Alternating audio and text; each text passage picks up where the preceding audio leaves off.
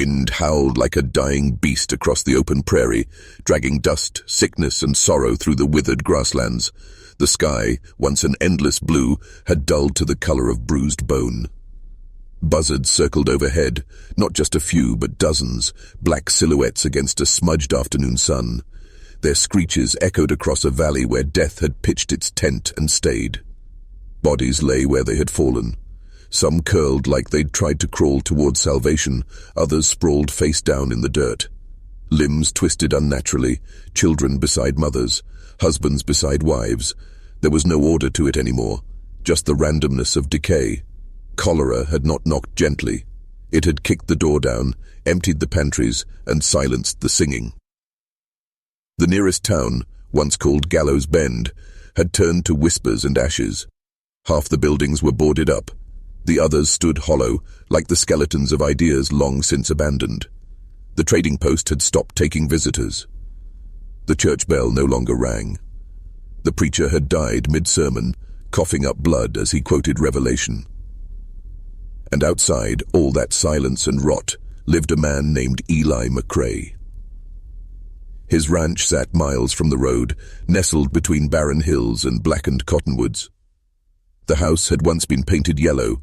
Faded flakes of it still clung to the siding like dry scabs. A broken fence curved around the property, leaning like it, too, had grown tired of standing.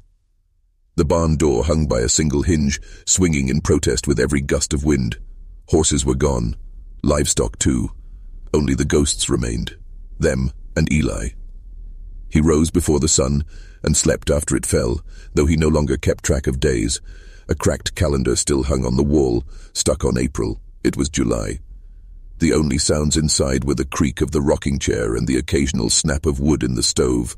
No laughter, no voices, no music. He didn't even talk to himself anymore. His wife had been the last to go. Cora. She had danced barefoot on the porch the night before her fever came. Their baby girl, Hope, had already been gone by then. Taken in a matter of hours, her tiny body too fragile to fight. Eli had buried them both under the peach tree behind the barn. He never visited. Couldn't. Just kept his distance, like maybe if he didn't look too long, they might still be there. Laughing, singing. Sometimes he heard Cora's voice when the wind passed through the trees. Sometimes he answered. Mostly he didn't. Eli had the look of a man unafraid to die, but too stubborn to make it easy. Mid-40s, his beard had grown thick and silvered in patches. His eyes, ice blue, held no softness, just weight. A Winchester hung above the hearth, loaded, always. Dust coated everything except the rocker and the rifle. He didn't drink, he didn't pray, he just existed. Until the knock came. It was near sundown, and the sky had taken on a copper hue. The wind had calmed, and for once the prairie felt like it was holding its breath. Eli sat in his chair, staring into the half-dead fire, his calloused fingers twirling the wedding band still on his finger. 3 knocks. Not urgent, not weak, just uncertain. His body tensed. No one came out this far, not anymore. Not since the sickness made everyone too scared to look each other in the eyes. He rose slowly, grabbing the Winchester as he moved. He didn't call out, just stepped across the creaky boards toward the door and opened it. 3 figures stood on the porch. They were women, girls maybe, young, dirty. Ragged dresses clung to their frames like wet rags. Dust and soot streaked their faces. The tallest stood in front, jaw clenched, eyes sharp with suspicion and something else. Fear, maybe. Behind her, one clutched her stomach, trembling, and the smallest didn't speak or move. Her eyes were the color of storm water, and just as hollow. The oldest one stepped forward. "Please," she said. Just that. Just one word. Eli didn't lower the rifle, but he didn't close the door either. His eyes scanned them quickly. No weapons, no visible wounds, but desperation practically leaked from their skin. He let the silence hang between them like a drawn blade. "We've walked 3 days," the older girl said. "We ain't sick. We swear it. We just—" Her voice cracked. "We just need shelter. One night. Just one. Eli's thumb twitched on the hammer. He should have shut the door. He should have turned them away. 3 strangers. Unknown past. Unknown motives. But then the smallest one, mud on her cheeks, tangled hair stuck to her brow, looked up at him. No tears, no plea. Just those wide, hollow eyes. He stepped aside. They entered without a word, like stepping into the warmth of a dream they didn't trust. The eldest helped the others to the hearth, crouching down to hold trembling hands. Eli said nothing, just shut the door behind them and leaned the rifle back against the wall. He watched them silently as they thawed near the fire. They didn't speak at first. The crackle of flame and the soft rustle of fabric were the only sounds. The oldest girl finally looked at him. "My name's Lila," she said, voice firm again. "This is Mercy." She nodded to the one still trembling. "And that's June." June didn't acknowledge her name. Eli didn't offer his. "You got food?" Lila asked. He moved without answering, placing a cold pot of beans onto the fire. A canteen followed. No ceremony, no grace. The girls ate like they hadn't seen food in days. Eli sat in the rocker and watched. Lila ate with one hand while the other rested close to her side. Tucked beneath her dress was something dark. Metal, maybe. A blade. Mercy's sleeves were pulled down, even in the heat, but not enough to hide the bruises peeking from beneath the cuffs. June didn't eat. She just stared into the fire, rocking slightly, hands tucked beneath her legs. "What happened to y'all?" Eli finally asked, his voice hoarse from disuse. Lila's jaw tightened. "We got away," she said. "That's all." Eli didn't press. He just nodded once and went quiet again. The night grew long. Outside, coyotes howled. The wind picked up, rattling loose shingles and shaking the chimney. But inside, the fire burned steady. Warmth returned to their limbs, but not to their eyes. When the clock struck midnight, Eli stood. "There's blankets in the corner," he said. "Floor's yours." They didn't thank him, just moved slowly, cautiously, like animals unsure if the trap had been sprung. Eli walked into his bedroom, but he didn't close the door, not all the way. He sat on the edge of the bed, listening. After an hour, he rose and returned to the doorway. June was still awake, staring at the coals. Her eyes met his. She didn't blink. He didn't move. She finally curled into Mercy's side and closed her eyes. Eli stood there for a long time, fingers twitching against the doorframe, eyes unfocused. Then he turned and shut the door. The next morning, the prairie was quiet. Too quiet.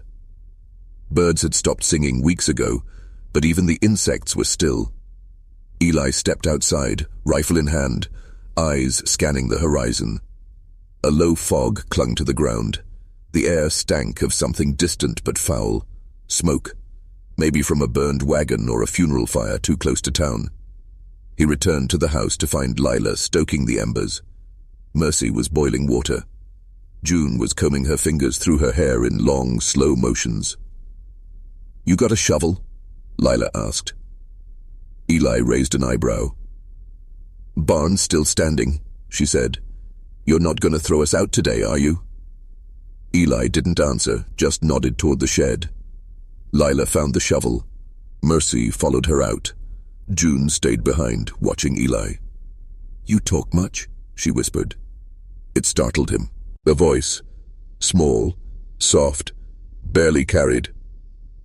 "No," he said. June nodded like that made sense. Then she drew a small figure in the ash with her finger, a man standing under a tree. She added a woman beside him, then a child. Eli stared at it until she rubbed it out. Outside, Lila dug, Mercy cleared debris. They moved with practiced efficiency, like people used to survival, not safety. Eli joined them, said nothing, just worked. By sunset, The yard looked less like a grave and more like a place someone might try to live again. That night they shared bread and silence. June hummed, just a little tune with no name. Lila sharpened a blade on a rock. Mercy wrapped her bruises in fresh cloth. Eli sat in his rocker, staring at the girls. Something inside him stirred, an echo of warmth, of purpose, of fear. He didn't like it. As the stars blinked into view, a chill crept through the boards of the house. Eli rose and threw another log onto the fire. Sparks leapt upward like startled spirits. June smiled for the first time. And just outside the fence line, in the dark beyond the hills, a man watched the flicker of firelight. He turned his horse without a sound, disappearing into the night. Something was coming. Eli didn't know it yet. But everything he thought he'd buried with Cora and hope was about to be unearthed. The days passed slowly, as if the prairie itself was holding time hostage. Eli rose at dawn, as always, but now the quiet wasn't quite as complete. The sound of footsteps across floorboards, the murmur of hushed conversation, the rustling of skirts and the clink of tin mugs had become a strange, uneasy rhythm inside the once silent cabin. The women didn't ask for more nights. They simply stayed, as if leaving was a decision none of them could bring themselves to make. Eli hadn't told them to go. He hadn't told them to stay either. Each morning, Lila stepped outside first. She moved with the confidence of someone who had learned long ago not to trust anything that came easy. She always scanned the horizon with narrowed eyes. Lips pressed tight, a blade tucked in her waistband. Mercy followed behind her, limping a little, pale and thin, her face wrapped in the kind of sadness that didn't wear out loud. June, the quiet one, never led. She trailed like a ghost, always barefoot, always watching. They'd begun helping with the chores. Eli hadn't asked them to. One morning, he found the well bucket replaced with fresh rope. Another, the barn's busted hinge had been reinforced with a bent horseshoe. Lila did most of the fixing. Mercy handled the animals, what few were left, gentle hands calming the one half-blind mule still tethered to a rotting post. June spent her hours near the graves under the peach tree, drawing in the dirt, whispering to no one. Still, no one spoke of their past, not directly, but fragments began to bleed through. One night, after supper, Lila sat near the fire sharpening a long hunting knife. Eli watched from the corner of the room as her hand moved in slow, deliberate strokes across the whetstone. "You served?" she asked him, not looking up. Eli stared at the flames for a moment. "Cavalry. Missouri Regiment. Left after Vicksburg." She nodded. "My pa was infantry. Got sent home with half a leg and a bottle he never let go of." Eli didn't respond. He didn't need to. "You lose people in the war?" she asked. "No," he said. "Lost 'em after." The room went quiet. Only the crackle of the fire spoke. Mercy, seated on the floor nearby, clutched a silver locket in both hands. She wasn't wearing it, just holding it. Her lips moved, silently repeating something to herself. Her sleeves were rolled up now, scars and bruises exposed. Some were old, some fresh. She caught Eli watching and quickly pulled the cloth back down. "Man who did that," he said. "Still breathing?" She looked up. There was no fear in her eyes, just a strange, worn-out defiance. "Maybe," she said, "but not out there. If I see him first." The night deepened. Outside, coyotes called to each other, their howls echoing across the dry hills like laughter from some cruel god. June hadn't spoken again since that first whisper in the cabin, but she watched everything. When Eli passed her in the hallway, she'd glance up and nod, like an unspoken agreement was forming between them. She wasn't scared of him, that much was clear. She didn't flinch when he moved, didn't avoid his eyes. Sometimes she stood just outside the front door, staring into the distance like she was waiting for someone who hadn't made it. It was the fourth night when Eli woke to the sound of movement outside, quiet, deliberate, too smooth to be a coyote. He stepped silently onto the porch, rifle in hand, bare feet silent on the boards. The moon hung low, cloaked in gauze clouds. A figure stood near the fence line, tall and broad, unmoving. Eli raised the rifle. "You'd better have a reason," he called. The figure stepped forward. It was a man, native. He wore thick furs despite the heat, long black braids hanging down his chest. His face bore old scars, one cutting through his eyebrow, another trailing from jaw to collarbone. He stopped just short of the porch. "I come for the fire," he said in broken English. "You have warmth. I have cold." Eli didn't lower the rifle. "You alone?" The man nodded once. "Name is Tokala." Eli studied him. The man didn't move. His eyes were calm, but not soft. There was something in them, an animal patience, like a wolf studying whether it was worth it to pounce. "You sick?" Eli asked. Tokala shook his head. "No sickness, only scars." He said nothing else. Didn't beg, didn't barter. Eli held the stare a moment longer, then stepped aside. Inside, the women tensed when Tokala entered. Lila's hand went to her blade. Mercy rose slowly. June didn't react at all. Tokala sat near the hearth, his hands outstretched to the flame. He did not look at any of them, just stared into the fire and breathed slowly, as though warming more than just his skin. No one asked him questions that night. He didn't offer answers.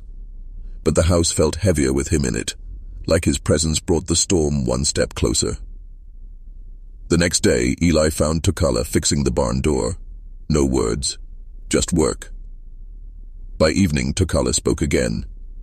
"Those girls," he said, "they run from men." Eli didn't ask how he knew. Maybe it was the bruises. Maybe it was something in their eyes. "Bad men," Tokala added. "Cruel men." Eli nodded slowly. "You know 'em?" "I was one of them," Tokala said. Eli looked at him hard. Tokala did not look away. "Long time ago," Tokala added. "They took me, taught me how to kill. I left. They hunt me now, too." That night, Lila demanded answers. "You trust him?" she asked Eli, voice low but sharp.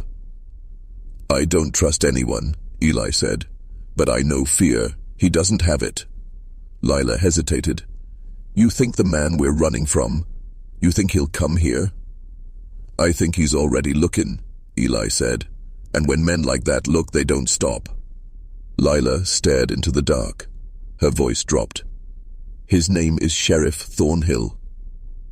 The name felt thick in the air, like smoke that wouldn't leave the lungs. "He was never a real sheriff," she continued. "Wears a badge, runs a camp east of the river, says he rescues women. That's what the townsfolk call it. But he owns them, trades them, hurts them. Some never come back out." She swallowed hard.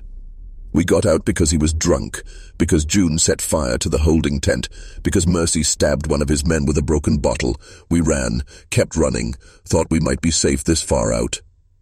Eli leaned back in his chair. "You ain't."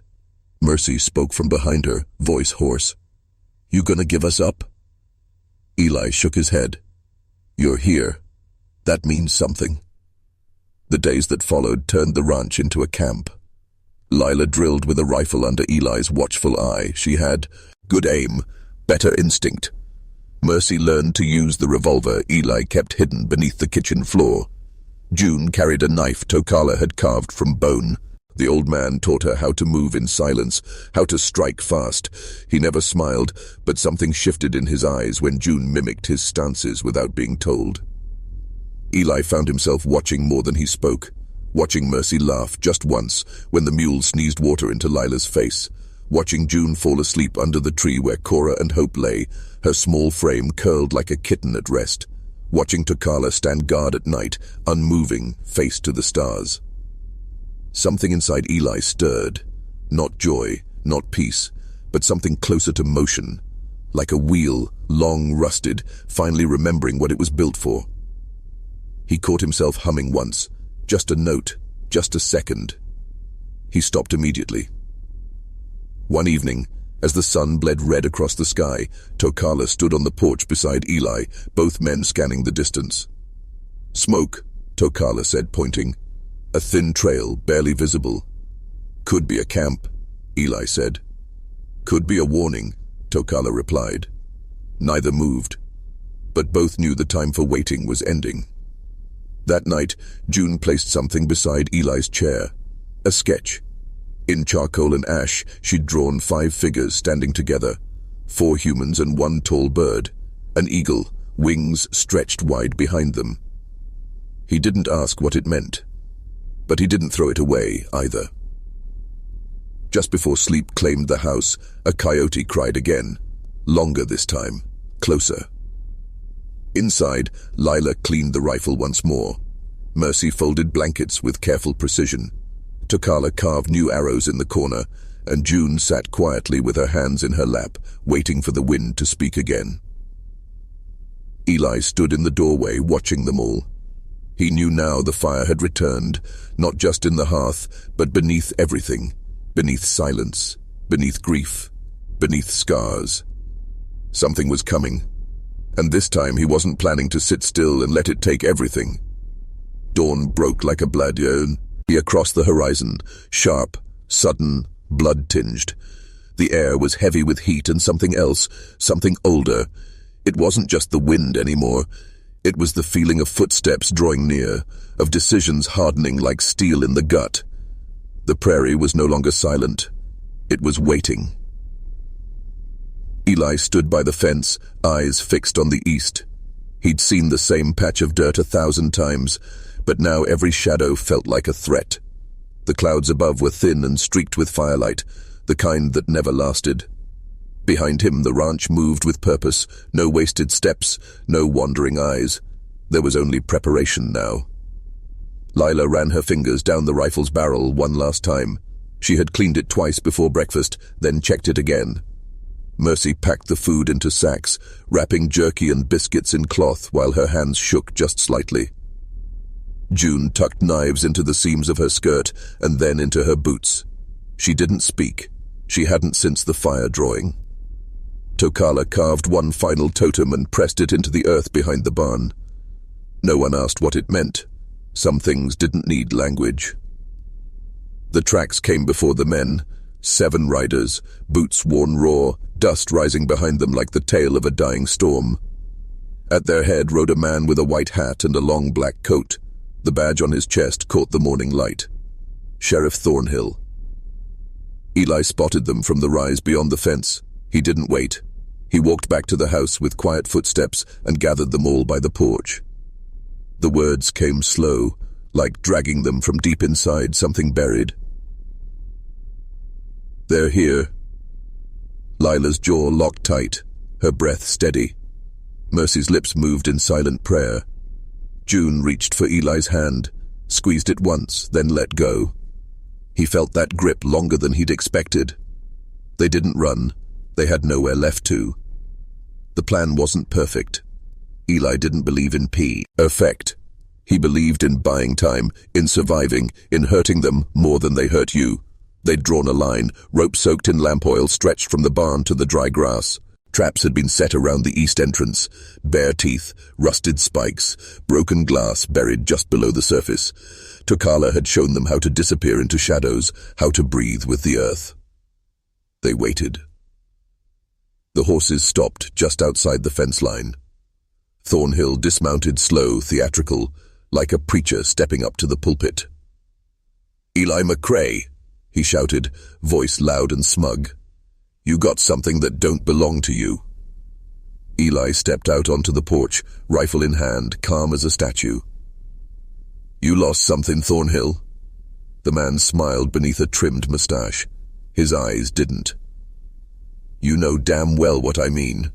3 whores ran from my land. I aim to bring 'em back."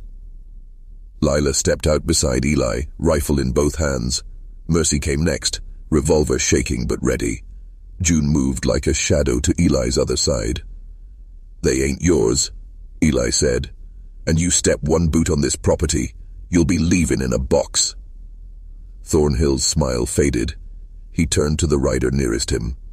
"Bring me their heads." The first man didn't hesitate. He galloped forward straight toward the barn, rifle swinging up. Eli waited. Then he lit the match. The rope caught instantly, flame racing across the yard. It met the barn just as the rider reached it, an explosion of smoke and heat throwing him from his horse. The others scattered, 2 going left, 1 circling right. Gunfire snapped through the morning like breaking branches. Lila took the first shot. A man fell from his saddle, blood painting the dust. Mercy dropped to one knee and fired twice. 1 shot missed, the other slammed into a rider's shoulder, spinning him off his mount. The youngest of Thornhill's crew, barely more than a boy, charged toward the house, screaming, eyes wide with terror. June didn't flinch. She stepped out from behind the well and drove a blade into his side as he passed. He gurgled and fell without even seeing her. Eli held the porch, his rifle barking once, twice, reloading with practiced speed. One man tried to take cover behind a broken cartwheel.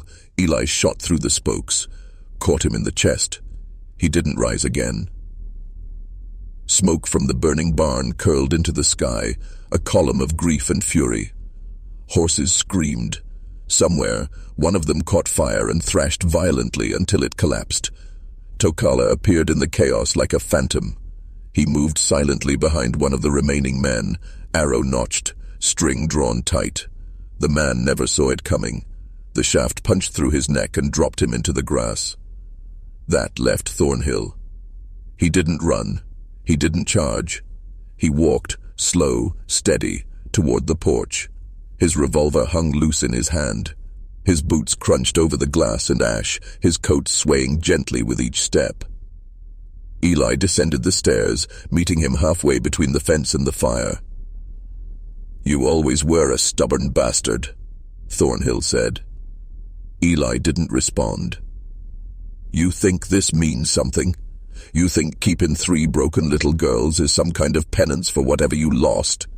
Eli's jaw twitched. "You don't know them," he said, "and you sure as hell don't get to speak for what they are."